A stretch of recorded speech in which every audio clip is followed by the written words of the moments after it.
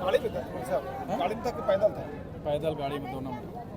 Photo होगा ना पूरा, जिसको जूम का साथ फोटो डाल देना व्हाट्सएप में, तो पैदल वाला हम उधर नहीं जा पाए, हम यहाँ थे तो कहाँ जा पाए। अच्छा ठीक है भैया, ठीक है, डाल देंगे। इस वक्त हमारे साथ जेएलकेएम के फायर ब्रांड नेता संतोष महतो हैं। उनसे जानेंगे क्या कुछ उस दिन, जिस दिन आपने प्रत्याशी का घोषणा किया था, उसी दिन प्रशासन के द्वारा आप कई लोगों पर एफआईआर भी दर्ज की गई थी, कैसे क्या हुआ?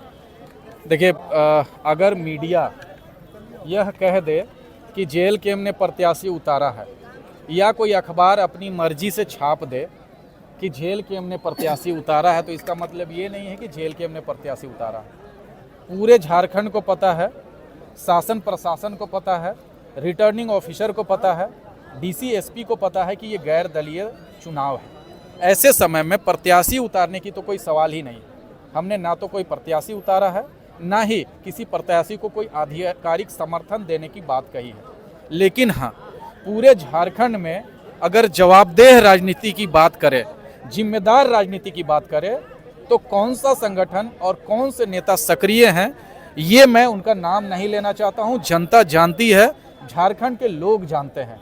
हमारी जवाबदेह राजनीति कहती है, हमारी जिम्मेदारी कहती है, जो राजनीति, जिस बदलाव की राजनीति की बात पूरे झारखंड में हम लोग करते हैं, हमारे पार्टी के नेता करते हैं, तो हमारी एक जिम्मेदारी बनती है कि वैसे प्रत्याशी जो नगर निकाय चुनाव में व्यापक बदलाव का सपना लेके, संकल्प लेके अगर चुनाव लड़ रहे हैं, तो उनका मनोबल बढ़ाया जाए, उनके बैक बिहाइंड उनको सपोर्ट किया जाए और उनको जिताने का काम करें। आप लोग पे आरोप है कि लेटर पैड में आप नाम लिख के उसके बाद फिर आप प्रेस कॉन्फ्रेंस किए थे बाकायदा आप लोग। भाई साहब, हमको एक बताइए, हमने पत्र लिखा अपने केंद्रीय अध्यक्ष को, यानी ये बिल्कुल निजी बातचीत है। ये जो पत्राचार हुआ है वो बिल्कुल निजी बातचीत है।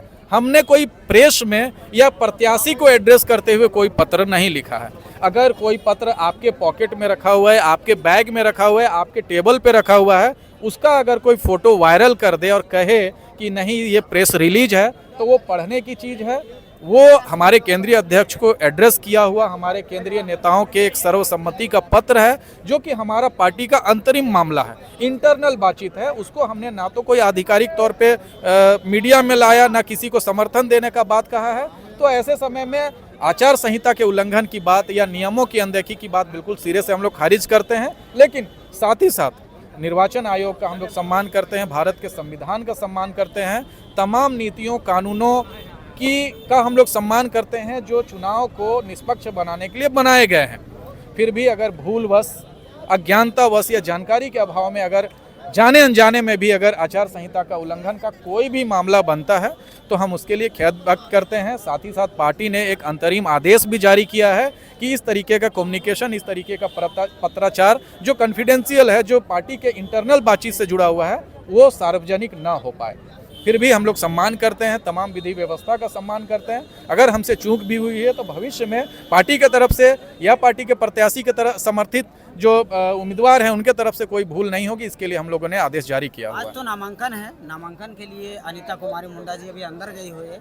इस एफआईआर के बाद क्या उनके चुनाव में कोई प्रभाव पड़ेगा? देखिए, अगर विधि सम्मत बात कही जाए, चूंकि जो चेयर पे बैठे होते हैं, जो कुर्सी पे बैठे होते हैं, वो नीतियों की बात, कानून की बात अपने सुविधा अनुसार करते हैं। सत्ताधारी दल के लोग बैठे हुए हैं, उनके देख रेख में ही चुनाव हो रहा है। तो स्वाभाविक सी बात है कि जो कमज़ोर पार्टियां हैं, जो कमज़ोर राजनीतिक दल लोग हैं, उनको दबाने का काम किया जाता है।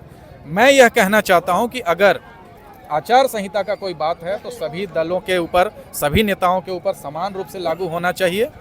और प्रत्याशी के ऊपर प्रभाव पड़ने की बात है तो हमने जो आचार संहिता पढ़ा है उसमें यह बात है कि अगर, चूंकि नए नए लोग चुनाव में उतरे हुए हैं, नगर निकाय का चुनाव बहुत दिनों बाद हो रहा है और बहुत टाल मटोल के बाद हो रहा है, ऐसे समय में नए लोग, शिक्षित लोग, थोड़ा कम आचार संहिता से के जानकार लोग भी चुनावी मैदान में हैं। अगर किन्हीं से कोई भूल हो जाती है, त्रुटि हो जाती है, तो उनको नोटिस देने का जिम्मेदारी शासन प्रशासन की है। आरओ की जिम्मेदारी है कि उनको नोटिस देके उनकी गलती को सुधार किया जाए, ना कि डायरेक्ट उनके ऊपर एफआईआर किया जाए। आप लोग बार बार रडार में क्यों आते हैं?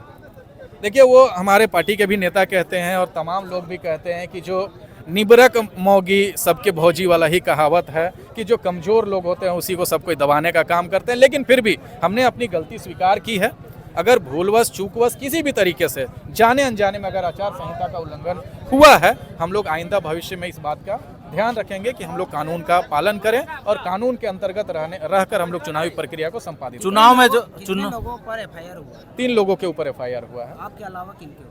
हम पार्टी के अध्यक्ष हैं और जो प्रत्याशी हैं नीता कुमारी, उनके ऊपर भी एफआईआर। क्या लगता है दादा कि इस चुनाव में है मीट मुर्गा कितना चलने वाला है आप लोग की तरफ से? हमारे तरफ से 0 मीट मुर्गा है। अच्छा, तो हमारे फिर कैसे आप लोगों को कैसे मन लाएगा और कैसे आप वोट लीजिएगा, कैसे खींचेगा लोगों को? 365 दिन पूरे झारखंड की राजनीति में जो विचारधारा भूचाल मचाए हुए है, चर्चा का विषय बने हुए हैं, चौक चौराहों में, गली मोहल्लों में, गाँवों में, कस्बों में, यूट्यूब में, सोशल मीडिया में, अगर किसी नेता की विचारधारा अगर प्रभाव में है और लोग उसके प्रभाव में हैं, लोग उनके विचारधारा का समर्थन करते हैं, ऐसे समय में दारू देकर, मुर्गा देकर, पैसा देकर हम लोग चुनाव जीतने की ये जो परिपाटी आज तक चली आई है उसके हम लोग सख्त खिलाफ हैं।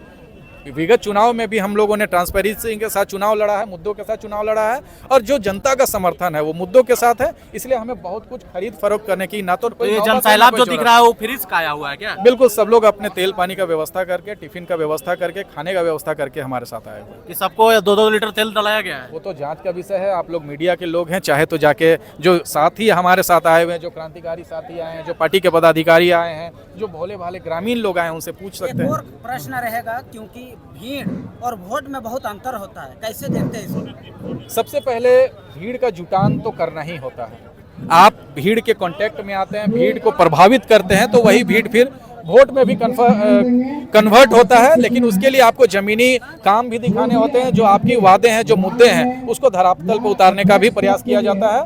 तब जाके जनता परखती है, समझती है, तब जाके आपको वोट देती है। क्या लग रहा है इस बार, हालांकि डिले है, जो चुनाव हो रहा है वो थोड़ा देर से हो रहा है, लेकिन क्या कितना जीत के लिए आश्वस्त है? आपकी जो अनीता कुमारी मुंडा है उस पर कितना विश्वास है आपको? हम लोग हमेशा से ये चाहते हैं कि जितने भी झारखंड के राजनीतिक दल हैं या राजनीतिक संगठन हैं, अकेले अकेले चुनाव लड़के देख लें।